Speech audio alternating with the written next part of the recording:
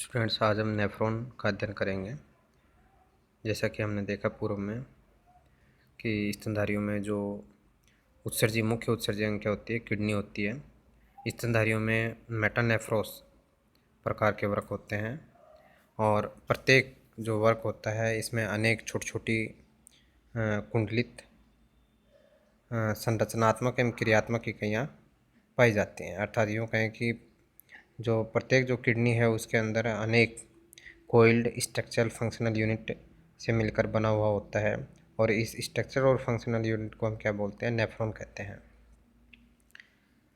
मनुष्य के प्रत्येक वर्ग में लगभग 1.2 मिलियन नेफ्रॉन पाए जाते हैं और ये प्रत्येक नेफ्रॉन है ये यूरिन फॉर्मेशन में सक्षम होता है।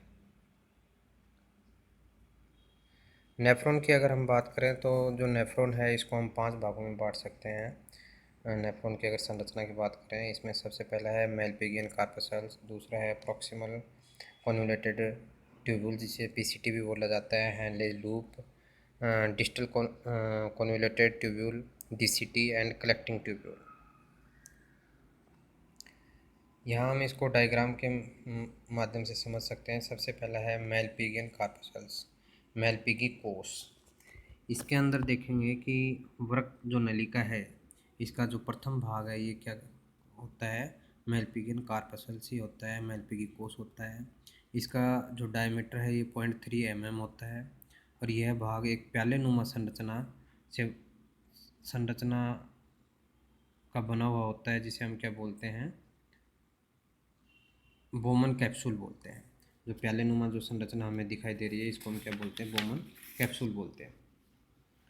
यह स्क्वेमस एपिथेलियम कोशिकाओं से बना हुआ होता है और इसके अंदर हम देखेंगे, जैसा कि पूर्व में देख चुके थे, कि किडनी का जो हाइलम भाग है उससे रीनल आर्टरी अंदर किडनी में प्रवेश करती है और अंदर प्रवेश करने के बाद अनेक छोटी छोटी शाखाओं में विभाजित हो जाती है जिन्हें हम क्या बोलते हैं, अफरेंट एट्रियोल्स बोलते हैं।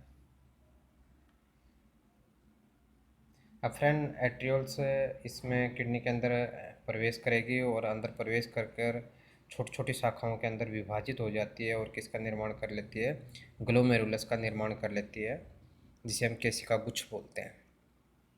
तो इस प्रकार से जो अफरेंट एट्रियोल अभिवाही जो धमनी का है ये वृक्क के अंदर बोमन संपुट के अंदर प्रवेश करती है और बोमन संपुट में प्रवेश कर करके क्या हो जाती है, विभाजित हो जाती है, बहुत सारी शाखाओं में शाखित हो जाती है और इन शाखाओं से एक जाल जैसी संरचना बनती है जिसे हम क्या बोलते हैं, ग्लोमेरुलस बोलते हैं। ये ग्लोमेरुलस आगे हम देखेंगे कि बोमन संपुट से इफरेंट एट्रियोल्स के रूप में क्या होती है, बाहर निकलती है, अपवाही धमनिका के रूप में ये इससे बाहर निकलती है। इस प्रकार से हम देखेंगे कि जो बोमन कैप्सूल और जो ग्लोमेरुलस है, बोमन कैप्सूल जो कि कप शेप स्ट्रक्चर है जिसके अंदर जाल जैसी संरचना ग्लोमेरुलस है, इन दोनों को हम संयुक्त रूप से क्या बोलते हैं, मेलपिगियन कार्पसेल्स बोलते हैं, मेलपिगी कोष बोलते हैं। और यह वृक्क के किस भाग में पाया जाता है, कोर्टेक्स भाग के अंदर पाया जाता है। इससे आगे हम देखेंगे, नेक्स्ट भाग है प्रॉक्सिमल कॉन्वोल्यूटेड ट्यूब्यूल्स पीसीटी, समीपस्थ कुंडलित नलिका। जैसा कि हम आगे यहाँ देख रहे हैं डायग्राम के अंदर कि बोमन संपुट आगे चल करके एक पतली कुंडलित नलिका में परिवर्तित हो जाता है और इस पतली कुंडलित नलिका को हम क्या बोलते हैं, पीसीटी बोलते हैं, समीपस्थ कुंडलित नलिका बोलते हैं। यह भाग भी किस में पाया जाता है, कोर्टेक्स के अंदर पाया जाता है। इसकी लंबाई लगभग 15 mm होती है और इसकी रचना की बात करें तो इसके अंदर जो सेल्स पाई जाती हैं वो क्यूबोइडल एपिथेलियम से बनी हुई क्यूबोइडल एपिथेलियम इसके अंदर पाई जाती है। क्यूबोइडल जो सेल्स से बनी हुई एपिथेलियम इसके अंदर पाई जाती है और इन जो कोशिकाओं के ऊपर हम देखेंगे कि इनके मुक्त सिरे पर क्या पाई जाती है, माइक्रोविलाई पाई जाती है और ये माइक्रोविलाई किसका निर्माण करती है, बॉर्डर का निर्माण करते हैं। एक तरीके से हम कह सकते हैं कि जो समीपस्थ कुंडलित नलिका है उसके अंदर जो कोशिकाएं पाई जाती हैं उनके मुक्त सिरे पर क्या पाए जाते हैं, सूक्ष्मांकुर पाए जाते हैं और ये सूक्ष्मांकुर अंदर के जो अवशोषण की जो सतह है या सरफेस एरिया है उसको बढ़ाने का कार्य करते हैं और इन सूक्ष्मांकुरों की उपस्थिति के कारण ही जो पीसीटी है, समीपस्थ कुंडलित नलिका है, उसमें से जब ग्लोमेरुलर ग्लोमेरुलर फिल्ट्रेट जब इससे गुजरता है तो इसमें से बहुत सारा भाग क्या हो जाता है, अवशोषित हो जाता है, बहुत सारा भाग अब्जॉर्ब हो जाता है। इसमें से मुख्य भाग होता है पानी है, लवण है, ग्लूकोज है आदि का क्या कर लिया जाता है, आदि को अवशोषित कर लिया जाता है। नेक्स्ट है हेनले लूप। जैसा कि हम यह देख रहे हैं कि समीपस्थ कुंडलित नलिका आगे किस में परिवर्तित हो जाती है, हेनले लूप में। और ये हेनले लूप किस के आकार की है, यू के आकार की एक नलिका है। और यह किस भाग में पाई जाती है, मेडुला भाग के अंदर पाई जाती है। इसकी दो भुजाएं होती हैं, एक भुजा होती है डिसेंडिंग और दूसरी होती है असेंडिंग। तो डिसेंडिंग लिम्ब और असेंडिंग लिम्ब, जिसमें से हम देखेंगे कि जो अवरोही भुजा है, ये दोनों ही भुजाएं एक दूसरे के क्या होती हैं, पैरेलल होती हैं, समानांतर होती हैं। जो अवरोही भुजा है ये समीपस्थ कुंडलित नलिका से जुड़ी हुई रहती है, जबकि आरोही जो कि असेंडिंग लिम्ब है वो किससे जुड़ी रहती है, दूरस्थ कुंडलित नलिका या डीसीटी से जुड़ी हुई रहती है।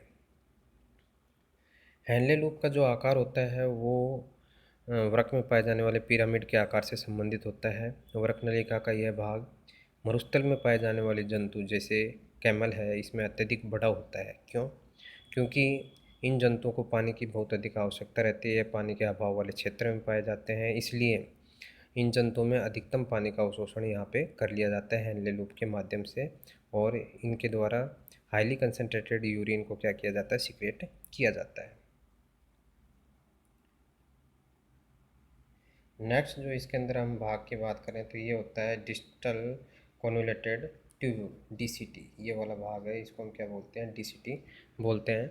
हेनले लूप का जो आरोही भुजा है वो कोर्टेक्स भाग में वापस से प्रवेश करता है और किसके रूप में, डीसीटी के रूप में प्रवेश करता है।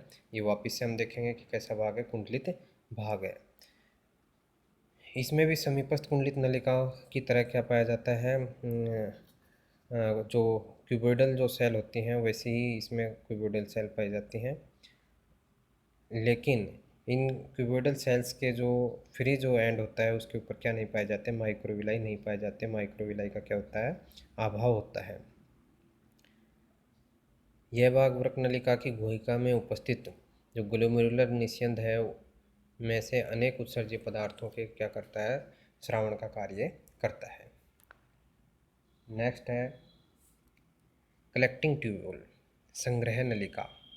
यह वृक्क नलिका का क्या है, अंतिम भाग होता है और इसमें एक या अधिक दूरस्थ नलिकाएँ आकर के क्या होती हैं, खुलती रहती हैं। जैसे ये हमें दिखा रखा है, और भी कोई दूरस्थ नलिका इसमें आके खुल सकती है, डीसीटी आके खुल सकती है।